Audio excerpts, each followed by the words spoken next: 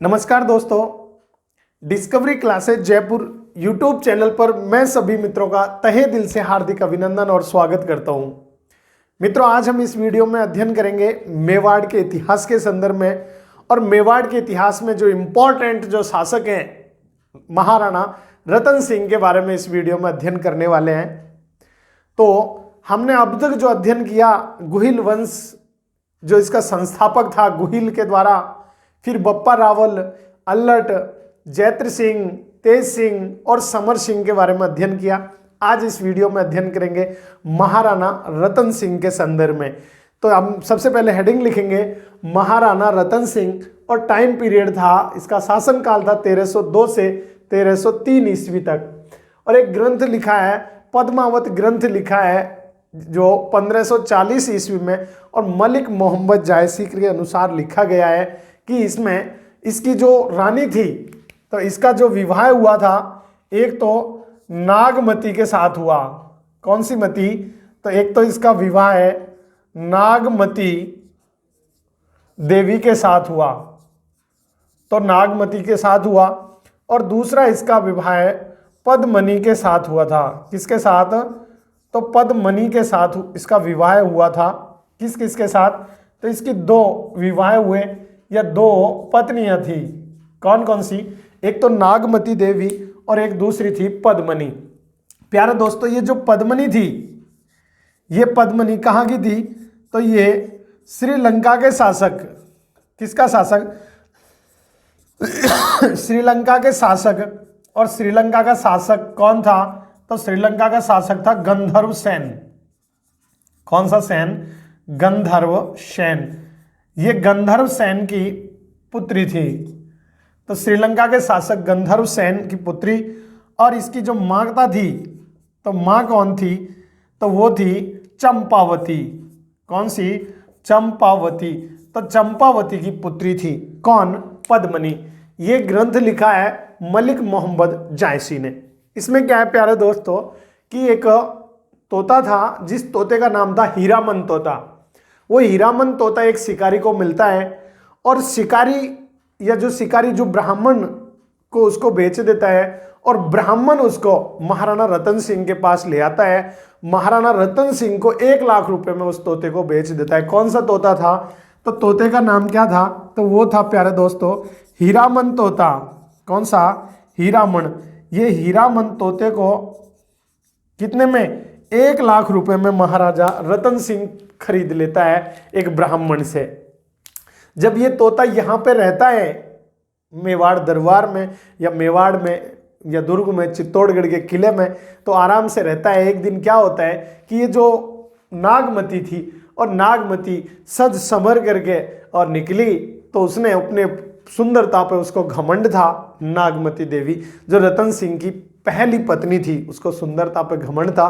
तो एक दिन उस तोते को उसने पूछ लिया कि मेरे जैसे सुंदर स्त्री या मेरे जैसी सुंदर रानी इस दुनिया में कहीं देखी है आपने? कहीं है? तो फिर तोते ने भी मजाक में कह दिया कि किसी सरोवर पे सब बगुले ही बगुले हों, तो उसमें बगुला भी मतलब अपने आप को हंस समझने लगते हैं। अगर वास्तविकता देखी जाए तो उसने फिर बताया कि श्रीलंका के एक शासक है गंधर्व सेन, और चंपावती उनकी पुत्री है, उसका नाम है पद्मनी। वो इतनी सुंदर है कि जितनी तारीफ की जाए उतनी कम है। तो उसकी सुंदरता का बखान जब हीरामन तोते के द्वारा ये नागमती देवी के सामने किया जा रहा था, तो महाराजा रतन सिंह भी उस सुंदरता के बखान को सुन रहे थे।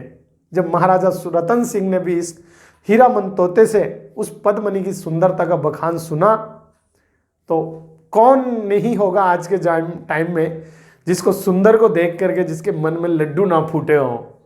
तो महाराजा रतन सिंह के मन में भी पद्मनी की सुंदरता को सुन करके और उसके मन में भी लड्डू फूटने लगे।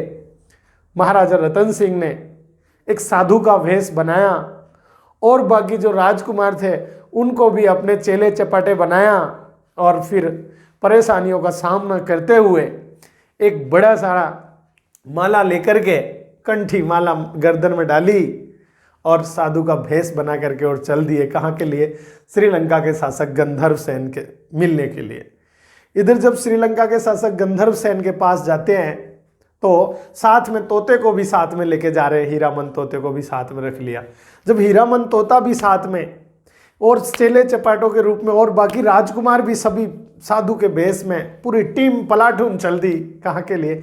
श्रीलंका के लिए। जब श्रीलंका के लिए चले जाते हैं, हीरामन तोते को भी साथ में ले जाते हैं। बहुत परेशानियां आती हैं लेकिन उनका सबका सामना करते हुए पहुंच जाते हैं। जब श्रीलंका में पहुंचते हैं वहाँ पे तो एक मंदिर में जाकर के वहाँ पे रहने लगते हैं महाराजा रतन सिंह साधु के भेष में। इधर हीरामन तोते को छोड़ देते हैं। हीरामन तोता चला जाता है महल के अंदर महाराजा गंधर्व सेन के पास और वो पद्मनी के पास चला जाता है। पद्मनी को अपना पूरा यात्रा वृत्तांत बताता है कि मेरे को ऐसे शिकारी ने पकड़ लिया, शिकारी ने ब्राह्मण को बेचा और ब्राह्मण ने मेरे को महाराजा रतन सिंह को बेच दिया। और महाराजा रतन सिंह बहुत बलशाली शासक है, बहुत सुंदर शासक है और मेवाड़ का इतिहास भी पूरे विश्व में दूर दूर तक फैला हुआ है। ऐसी प्रकार से यानी सुंदरता का बखान, रतन सिंह की सुंदरता का बखान पद्मनी के सामने पुनः हीरामन तोते के माध्यम से कर दिया जाता है। जब इस प्रकार से उसकी सुंदरता का बखान किया जाता है तो महारानी, अभी तो महारानी क्या कहूँ मैं, राजकुमारी, तो राजकुमारी पद्मनी भी उसकी सुंदरता के बारे में जब सुनती है तो अंदर ही अंदर मोहित होने लगती है, यानी उसके मन में भी लड्डू फूटने लगते हैं महाराजा रतन सिंह के प्रति। जब महाराजा रतन सिंह के प्रति जब उसके मन में लड्डू फूटने लगते हैं तो एक दिन जो शिव जी के मंदिर में उसको बता देता है, यानी तो हीरामन तोता कि वो मंदिर में वहाँ पे रहता है। तो वो मंदिर में दर्शन करने के बहाने से, शिव जी के दर्शन करने के बहाने से पद्मावती वहाँ से आती है महल से अपनी सखियों के साथ में। और वहाँ पे ढेर सारे लोग साधु के वेश में थे। उनमें सब में जब रतन सिंह को देखा साधु के वेश में तो बस अंदर ही अंदर उसको अपना पति मान बैठी और उससे प्यार करने लगी। एक दिन क्या हुआ, कालांतर में चलता रहा ऐसा ही सिस्टम। एक दिन महाराजा रतन सिंह गंधर्व सेन का जो 4 दीवारी थी, जो किला था, उस किले को फांद करके किले के अंदर घुस गए। और अंदर घुसे तो उसको यानी सिपाहियों के द्वारा, सैनिकों के द्वारा पकड़ लिए गए। और जैसे ही उनको पकड़ लिए गए तो उनको फांसी की सजा दे दी गई गंधर्व सेन के द्वारा। जब गंधर्व सेन के द्वारा उनको सजा सुनाई गई तो फिर उसके बाद में जब पता चला कि ये तो कोई साधारण आदमी नहीं, ये मेवाड़ का महाराणा, मेवाड़ का महाराजा, मेवाड़ का शासक रतन सिंह है और ये आपकी पुत्री से विवाह करना चाहता है, उससे बहुत प्यार करता है, इसकी वजह से ये यहाँ पे आया है। तो जो था गंधर्व सेन और चंपावती दोनों ने बात की और फिर अपनी पुत्री का विवाह किसके साथ कर दिया? महाराजा रतन सिंह के साथ पद्मनी का विवाह कर देते हैं। जब पद्मनी का विवाह हो जाता है, कुछ समय तक ये वहाँ पे रहते हैं आराम से श्रीलंका में, रतन सिंह और पद्मनी। जब कुछ समय बाद फिर मेवाड़ के लिए चलते हैं तो काफ़ी परेशानियों का, उधर से भी बहुत प्रॉब्लम आती है, सबका सामना करते हुए और मेवाड़ पहुंच जाते हैं। यहाँ पे जब पद्मनी आ जाती है तो पद्मनी और नागमती देवी दोनों बड़े प्यार प्रेम से मेवाड़ में रहते हैं। कौन कौन? नागमती जो पहली इसकी धर्मपत्नी थी और दूसरी कौन हो गई? पद्मावनी। ये दोनों यहाँ पर बड़ी धूमधाम से और आराम से रहते हैं, बड़ी शांति से दिन कटते हैं। लेकिन क्या होता है कि यहाँ पे एक विद्वान आदमी था, एक ब्राह्मण था जिसका नाम था राघव चेतन। ये राघव चेतन ब्राह्मण था, ये क्या है, तंत्र विद्या में निपुण था और विद्वान ब्राह्मण था। तंत्र मंत्र जादू टोना के बारे में रतन सिंह को जब पता चला कि ये राघव चेतन को ये जादू टोना करना भी आता है तो फिर क्या होता है कि वो उसको, राघव चेतन को मेवाड़ से बाहर निकाल देते हैं, यानी मेवाड़ से निष्कासित कर देते हैं। किसको? तो ब्राह्मण राघव चेतन को। क्या नाम था? राघव चेतन। तो ये राघव चेतन ब्राह्मण था, ब्राह्मण, तो राघव चेतन ब्राह्मण था, इसको जादू टोना करना आते हैं, इसको मेवाड़ से बाहर निकाल देते हैं। जब मेवाड़ से बाहर निकालते हैं तो पद्मनी को ये बात अच्छी नहीं लगती है कि एक ब्राह्मण का अपमान समझती है पद्मनी इसको, कि ये एक ब्राह्मण का अपमान हुआ है, इस प्रकार से आपको मेवाड़ से बाहर नहीं निकालना चाहिए था। तो जब ऐसे पद्मनी अपने अंदर ही अंदर फील करती है तो फिर किसी के माध्यम से, दूत के माध्यम से दूत भेज करके और पद्मनी उसको बुलवाती है। किसको? राघव चेतन को। जब राघव चेतन को बुलवाती है कि शायद मैं इससे बात करूं, मैं इसको कुछ उपहार दूं, कुछ भेंट करूं, तो इसका जो अपमान हुआ है उसका कुछ हद तक इसको मतलब भरपाई हो जाए। तो पद्मिनी उसको बुलाती है। जब वो द्वार में आते हैं तो ऊपर से, छत के ऊपर से वो एक कंगन अपना उसकी झोली में डाल देती है। कौन? पद्मिनी। जब कंगन अपना सोने का कंगन उसकी झोली में डालती है राघव चेतन को जैसे ही नजर उसकी पद्मिनी पर पड़ी, राघव चेतन मूर्छित होकर के जमीन पर गिर पड़े उसकी सुंदरता को देख करके कि वाह इतनी सुंदर, मूर्छित होकर के जमीन पर गिर पड़े। जैसे ही थोड़ी देर बाद जब राघव चेतन को होश आया, राघव चेतन वहां से चल दिए और वहां से जाकर के कहां पहुंच गए? दिल्ली चले जाते हैं। और दिल्ली में उस समय शासक कौन था? अलाउद्दीन खिलजी की शरण में चले जाते हैं। जब अलाउद्दीन खिलजी के पास जाते हैं राघव चेतन, तो अलाउद्दीन खिलजी से पद्मिनी की सुंदरता का वखान करते हैं। तो यानी रतन सिंह से तो पद्मिनी की सुंदरता का वखान हीरामन तोते ने किया, और अलाउद्दीन खिलजी से पद्मिनी की सुंदरता का वखान किसने किया? राघव नाम के चेतन ब्राह्मण ने किया।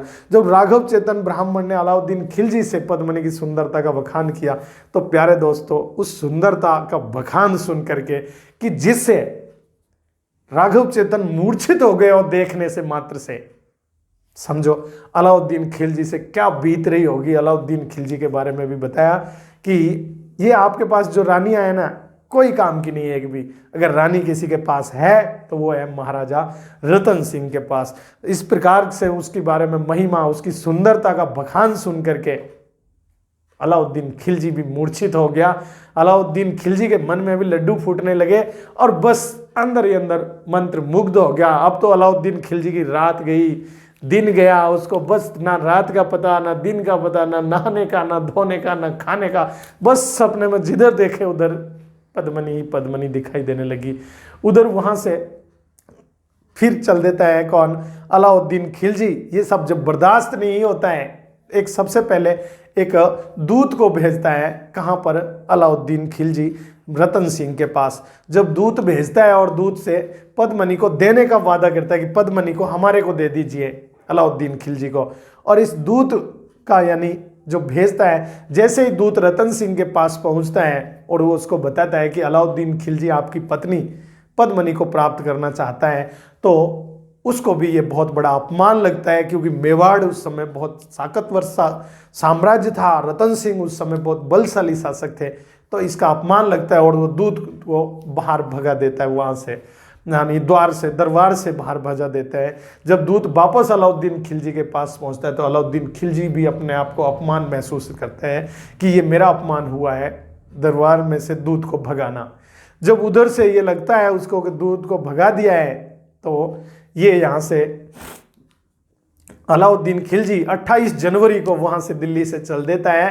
और 28 जनवरी को जब दिल्ली से चलता है तो यहाँ पे मेवाड़ में आकर के, और मेवाड़ में चारों तरफ से मेवाड़ का यानी किले का घेरेबंदी कर देता है। इधर रतन सिंह को जब ये पता चलती है तो रतन सिंह भी अपने यानी जो भी सलाहकार थे, सिपह सलाहकार थे, जो भी अपने सामंत थे, ठिकानेदार थे, उन सबके साथ मीटिंग करते हैं और सलाह मशवरा करते हैं कि इस प्रकार से घटना हुई है, इसका क्या अंजाम होगा और क्या करना चाहिए। सलाह मशवरा करते हैं। इधर अलाउद्दीन खिलजी चारों बाजू से किले को घेर लेता है और 8 माह तक, कितने महीने तक? 8 माह तक अलाउद्दीन खिलजी उसको चारों बाजू से घेरे रखता है। किले को, चित्तौड़गढ़ के दुर्ग को, मेवाड़ के किले को घेर लेता है। जब लगता है कि अलाउद्दीन खिलजी को यानी बहुत प्रयास करता है, 8 महीने के दौरान रोजाना ट्राई करता है, लेकिन ये सफलता नहीं मिलती है। दुर्ग के दरवाजे बंद कर दिए गए। और इधर से जब दिल्ली से मैसेज आने लगे कि पश्चिम की तरफ से यानी थानों को लूट लिया गया है, पश्चिम की तरफ से दुश्मन सेना ने आक्रमण कर दिया है, दिल्ली की जनता त्रस्त है, ये सब जब उसको लगता है अलाउद्दीन खिलजी को, तो अलाउद्दीन खिलजी वापस जाने का निश्चय बना लेता है। लेकिन वो कहते हैं ना, खिसियानी बिल्ली खंबा नोचे। इधर क्या करता है कि अलाउद्दीन खिलजी ने कूटनीति से चाल चली और रतन सिंह के पास एक दूत भिजवाया कि हम वापस जाना चाहते हैं और हम आपसे समझौता करना चाहते हैं, हमको पद्मिनी नहीं चाहिए, हम समझौता करके और वापस जाना चाहते हैं अपनी दिल्ली के लिए। जब ऐसा रतन सिंह के पास संदेश जाता है तो रतन सिंह ससम्मान अलाउद्दीन खिलजी को स्वागत के साथ में, सत्कार के साथ में, पूरा उत्सव के साथ में अलाउद्दीन खिलजी को द्वार के अंदर बुलाता है, चित्तौड़गढ़ के किले में बुलाता है। जब यहाँ पे जब वो साथ में खाना खाते हैं, घूमते हैं, तो अलाउद्दीन खिलजी चारों बाजू जब देखता है दासियों को, तो एक से एक दासी इतनी सुंदर कि अलाउद्दीन खिलजी की नजर ही नहीं टिकती, बस कि इसमें पद्मनी कौन सी है।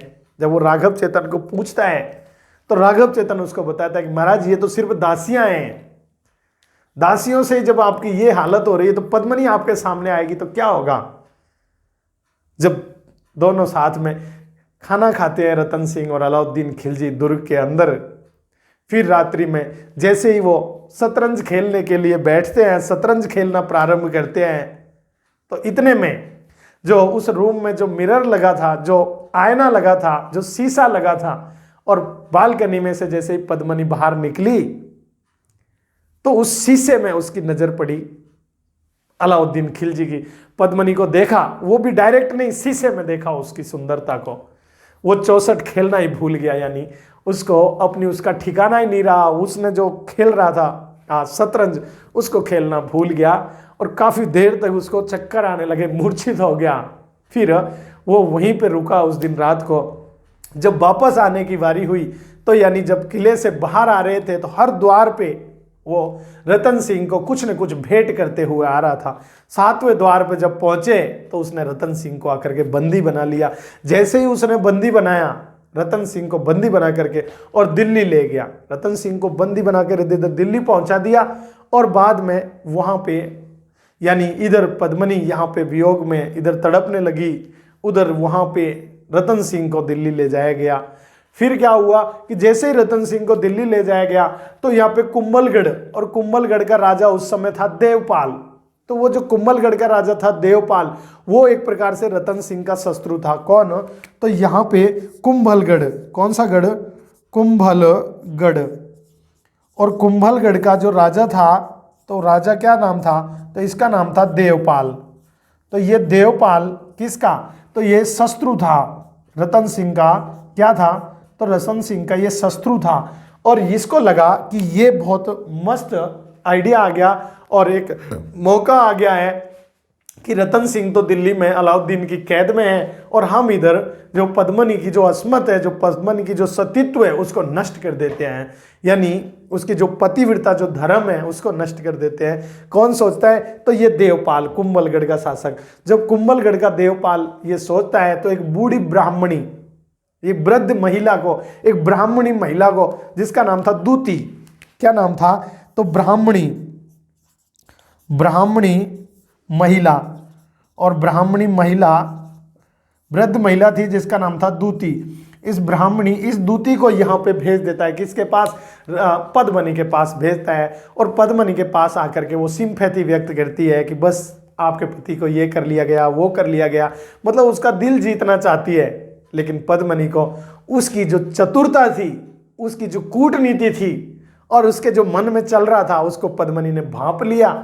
और पद्मनी ने जैसे ही उसको भांपा तो पद्मनी ने उसके नाक और कान दोनों कटवा दिए, उसका मुंह काला कर दिया और गधे पे बिठा करके निकाला गया इस ब्राह्मणी को। तो इसका जबरदस्त अपमान किया गया। किसके द्वारा? महारानी पद्मनी के द्वारा। इधर अलाउद्दीन खिलजी चाल चल रहा था। अलाउद्दीन खिलजी को लगने लगा कि यार पद्मनी को कैसे प्राप्त किया जा सकता है। तो उधर से वो अलाउद्दीन खिलजी चाल चलने लगा। एक वैश्या थी, एक जवान वैश्या थी। उस वैश्या को यानी साध्वी के रूप में, उसको साध्वी के यानी जो बाबा जी होते हैं उनकी जो फीमेल जो होती है, उनको साध्वी का रूप धारण किया। बड़ी सी एक माला, माथे पे सिंदूर और बड़े बड़े कुंडल उसके लगाए और बस खुले बाल, और वो चल दी नारायण नारायण करते हुए। जब वो मेवाड़ में आकर के पहुंची तो मेवाड़ में उसने साध्वी जो वैश्या थी उसको साध्वी के रूप में ऐसे, और कहाँ पे भेजा? पद्मनी के पास भेजा। जब पद्मनी के पास वो जैसे महल में गई, पद्मनी ने उससे पूछा कि इस भरी जवानी में, इस यौवन में, मात्र आपकी 15 और 20 साल की उम्र है, इसमें आपने ये जो साधु का जो भेष धारण किया है, क्या कारण है? आपने इसको भेष धारण क्यों किया है? तब वो उसमें बताती है, उसमें वर्णन करती है वो साध्वी कि मेरे पति जो थे उसने मेरे को त्याग दिया और वो आजकल विदेश चले गए हैं।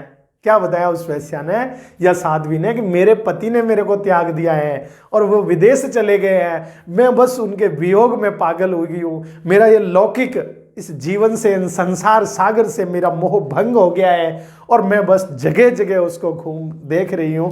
64 तीर्थ स्थानों पे मैंने उसको देखा, लेकिन वो पति मेरे को कहीं नहीं मिला। इस प्रकार से वो उसके सामने वर्णन करती है और बताती है कि मैं मेरे पति को ढूंढते ढूंढते ढूंढते ढूंढते अलाउद्दीन खिलजी के वहां पहुंची, तो वहां पे एक रतन सिंह नाम का कोई राजा है, वो वहां पे बहुत भयंकर यातनाएं सहन कर रहा है, उसको बहुत यातनाएं दी जा रही हैं। जब इस प्रकार से पद्मनी ने सुना और पद्मनी को पता लगा कि महाराजा रतन सिंह को बहुत कठोर यातनाएं दी जा रही हैं, तो फिर यानी उससे उसकी हृदय विदारक जो घटना थी उससे सहन नहीं हुई। यानी वहां से वो जो मैसेज अलाउद्दीन पहुंचवाना चाह रहा था, उसको बताना चाह रहा था कि अलाउद्दीन को यातनाएं, जबकि ऐसी कोई यातना नहीं दी जा रही थी, लेकिन उसको पता चले और उसका दिल एकदम ऐसा हो जाए, इसके लिए वो मैसेज देना चाह रहा था। तो फिर उसको वो मैसेज दे दिया उसने। इधर पद्मनी ने अपना जो भाई थे और चाचा थे गौरा और बादल, जो गौरा था ये पद्मनी का भाई था। कौन? गौरा। गौरा कौन था? तो गौरा तो पद्मनी का भाई। ये गौरा तो क्या था? तो गौरा तो चाचा था, गौरा चाचा था, और दूसरा था बादल, और ये बादल ये था भाई। तो इनको बुलाया और इनको बुलाने के बाद में पद्मनी ने इनसे प्लानिंग की कि किस प्रकार से रतन सिंह को छुड़वाया जाए, किस प्रकार से रतन सिंह को उस अलाउद्दीन खिलजी के कैद से रिहा करवाया जाए। तो ये सब गौरा और बादल के द्वारा प्लानिंग की गई। और जब इन्होंने बैठ करके जब प्लानिंग की, उसमें बताया गया कि 1600 रानियों के साथ में, 1600 दासियों के साथ में पद्मनी आपके पास आने के लिए तैयार है। किसके पास? अलाउद्दीन खिलजी के पास। जब ये अलाउद्दीन खिलजी के पास गौरा और बादल के माध्यम से एक दूत भेजा गया और ये मैसेज वहां पे पहुंचवाया कि रतन सिंह से पद्मनी एक बार रतन सिंह से मिलेगी और उसके बाद हमेशा के लिए किसके पास आ जाएगी? अलाउद्दीन खिलजी के पास आ जाएगी। तो 1600 पालकियों को सजाया गया और जितने भी राजकुमार थे, वीर योद्धा थे मेवाड़ में, सबको उन पालकियों में बिठाया गया और एक पालकी के अंदर और 4 लोग योद्धा उसके यानी पालकी को उठा करके चलने लगे। इधर देखो तो बस एक पालकी के साथ 5 लोग हो गए। तो 1600 पालकियां, 1600 दासियां वहां जाना चाह रही थी। तो 1600 दासियों के साथ में रानी पद्मनी इधर वहां के लिए रवाना हो जाती है दिल्ली के लिए। जब वहां पर रवाना होती है, जब जैसे ही दिल्ली पे पहुंचती है, किले में पहुंचती है, किले के द्वार पे पहुंचती है, तो मैसेज भिजवाया जाता है कि मैं 2 मिनट के लिए अलाउद्दीन खिलजी को मैसेज देती है कि रतन सिंह से मिलना चाहती हूँ। जो चित्तौड़गढ़ किले की जो चाबियां हैं मैं वो रतन सिंह को देना चाहती हूँ, और आपकी आज्ञा हो तो हम 2 मिनट वहां मिल सकते हैं। अलाउद्दीन खिलजी को लगा कि बस पद्मनी आ गई, उसने तो अपने बेडरूम को सजाया और बस चारों बाजू किलों में लाइट ही लाइट लगा दी, बस सुंदर बना दिया। अब उसको दिमाग में वो कूटनीति थी नहीं जो खुद ने चली थी, स्टार्टिंग जिसने खुद ने की थी, जो चाल को वो भूल गया। इधर क्या हुआ कि रतन सिंह से मिलने के लिए पद्मनी गई और उसके साथ में एक व्यक्ति था जो जिसने बेड़ियों को काट दिया और घोड़े के माध्यम से वहां से वो दोनों रतन सिंह और पद्मनी किले से निकल करके और जहां पे किले के बाहर जो पालकियों में जो वीर योद्धा बैठे थे वहां पर आकर के पहुंच गए। जब वहां पे आके पहुंचे तो ये जो गौरा था, गौरा, तो ये गौरा उसको लेकर के वहां से चल देता है। किसको? गौरा, ये जो चाचा था, सॉरी बादल, बादल उनको लेकर के वहां से चल देता है। किसको? रतन सिंह और पद्मनी के साथ में चित्तौड़गढ़ के लिए रवाना हो जाता है। कौन? बादल। तो ये बादल चित्तौड़गढ़ के लिए रवाना हो जाता है और गौरा क्या करता है कि गौरा कुछ टुकड़ी को, सैनिक टुकड़ी को वहां रोक लेता है, क्योंकि पीछे से अलाउद्दीन की सेना जो रतन सिंह का पीछा कर रही थी उसको रोकने के लिए, उसका सामना करने के लिए, उससे मुठभेड़ करने के लिए कौन रुक जाता है? ये गौरा यहाँ पर रुक जाता है। इधर जब गौरा यहाँ पर रुकता है तो अलाउद्दीन खिलजी से मुठभेड़ होती है और ये गौरा यहाँ पर मारा जाता है, वीर गति को प्राप्त हो जाता है, लड़ते हुए ये वीर गति को प्राप्त हो जाता है। इधर यहाँ पे रतन सिंह और पद्मनी दोनों चित्तौड़गढ़ के किले में प्रवेश कर जाते हैं, चित्तौड़गढ़ की सीमा में प्रवेश कर जाते हैं। और जनता को जब पता लगता है कि महाराजा रतन सिंह वापस आ चुके हैं तो एक प्रकार से उत्सव टाइप में मनाया जाता है, हर्षोल्लास के साथ में ये मनाया जाता है। एक प्रकार से जनता में खुशी की लहर दौड़ जाती है। जैसे ही रतन सिंह आता है, पद्मनी ने उसके बारे में बताया, इस देवपाल के बारे में, कि स्वामी जी आपके पीछे से बस देवपाल ने मेरे साथ क्या क्या छल किए, कपट किए, किसको भेजा, एक दासी को भेजा और वो मेरे साथ क्या करना चाह रहे थे।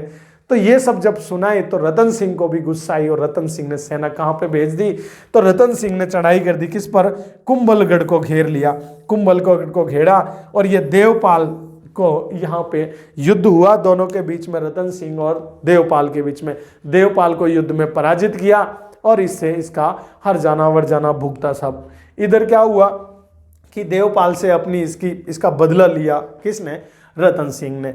इधर रतन सिंह से, ये देवपाल से जब बदला लिया तो उससे एक तीर कमान रतन सिंह के लग गया, रतन सिंह यानी घायल हो गया। और जब रतन सिंह घायल हो गया और घायल होकर के वापस वो कहाँ पे आ जाता है, तो वापस चित्तौड़गढ़ के किले में आ जाते हैं। जब वापस से चित्तौड़गढ़ के किले में आ गया कौन, रतन सिंह मूर्छित हो गया था, घायल हो गया था इस देवपाल से, यानी कुंभलगढ़ के राजा देवपाल से लड़ते समय। हालांकि विजय तो रतन सिंह की हुई थी, लेकिन मूर्छित हो गया, घायल हो गया था। और जैसे ही यहाँ पे आया कहाँ, चित्तौड़गढ़ के किले में, तो चित्तौड़गढ़ के दुर्ग में आकर के, और वो घायल था, वहाँ पे उसकी मृत्यु हो जाती है, किसकी, रतन सिंह की। इधर पीछे से अलाउद्दीन खिलजी की सेना भी यहाँ पे पहुँच जाती है, कहाँ पर, चित्तौड़गढ़ के किले में, और रतन सिंह की मृत्यु हो जाती है। पद्मनी और ये नागमती देवी, ये दोनों किस पे, सती हो जाती हैं। इसके अलावा 1600 रानियों के साथ में, 1600 रानियों के साथ में या 1600 दासियों के साथ में पद्मनी के द्वारा क्या किया गया, तो पद्मनी के द्वारा क्या किया गया, तो ये पद्मनी ने जौहर किया, क्या किया, जौहर किया। और कितनी, तो ये 1600 रानियों के साथ में, कितनी रानियां थी, तो 1600 रानियों के साथ में पद्मनी ने क्या किया, जौहर किया, अग्नि जौहर किया। इसके बाद में अलाउद्दीन खिलजी यहाँ पे चित्तौड़गढ़ के किले में आ जाता है। चित्तौड़गढ़ के किले में खिलजी के द्वारा जबरदस्त नरसंहार किया जाता है। 30,000 लोगों को यहाँ पे मौत के घाट उतार दिया जाता है। कितने, तो 30,000 लोगों को यहाँ पे मौत के घाट उतार दिया जाता है, किसके द्वारा, तो अलाउद्दीन खिलजी के द्वारा। तो अलाउद्दीन खिलजी के द्वारा यहाँ पे 30,000 लोगों को नरसंहार कर दिया जाता है। तो फिर ये कहानी यहाँ पे अलाउद्दीन खिलजी, रतन सिंह का साम्राज्य समाप्त हो जाता है। और अलाउद्दीन खिलजी क्या करता है कि अलाउद्दीन खिलजी का लड़का था जिसका नाम था खिज्र खां, तो अलाउद्दीन खिज्र खां को यहाँ का शासक बना देता है 1303 ईस्वी में, किसका, चित्तौड़गढ़ का। और चित्तौड़गढ़ का नाम परिवर्तित करके रख देता है, खिज्र खां रख देता है इसको, खिज्र खां। जलालुद्दीन खिलजी खिज्र खां को यहाँ का शासक बनाता है और इसका नाम क्या रख देता है, जलालाबाद रख देता है, सॉरी खिजराबाद, क्या रख देता है, तो इसका नाम रख देता है खिजराबाद, यहाँ का नाम रख देता है, चित्तौड़गढ़ का नाम परिवर्तित करके खिजराबाद रख देता है। इधर अलाउद्दीन खिलजी वापस चला जाता है और खिज्र खां यहाँ का शासक बन जाता है। खिज्र खां जो शासक था अलाउद्दीन खिलजी का पुत्र, वो यहाँ पे गंभीरी नदी पर एक पुल का निर्माण करवाता है और यहाँ पे जितने भी मंदिर थे उन सब मंदिरों को तोड़ देता है। बाद में एक मालदेव सोनगिरा थे, मालदेव सोनगिरा को यहाँ का मेवाड़ का शासक बना करके, और खिज्र खां भी वापस चला जाता है दिल्ली के लिए।